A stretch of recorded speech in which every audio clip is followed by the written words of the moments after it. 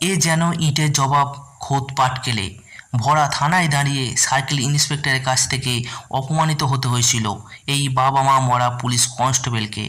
কিন্তু আজ সেই কনস্টেবল ছেলেটাই ইউপিএসসি পরীক্ষায় ভালো রেজাল্ট করে চমকে দিল গোটা দেশকে।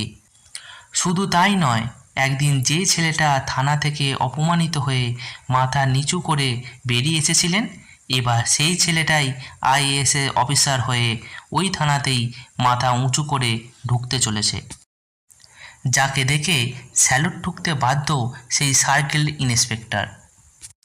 উদয়কে হিংসা করে সিআই বলতেন, তুমি কনস্টেবলই ঠিক আছো, এর থেকে বেশি পড়াশোনা করে লাভ নেই, তোমাকে আমার পায়ের নিচেই থাকতে হবে। তারপর উদয়ের কঠোর পরিশ্রম এবং অধ্যবসায় চতুর্থবারের চেষ্টায় ইউপিএসসি পরীক্ষায় 780 র্যাঙ্ক করে এবং সিআইকে মুখে নয় যোগ্য জবাব দিয়েছিলেন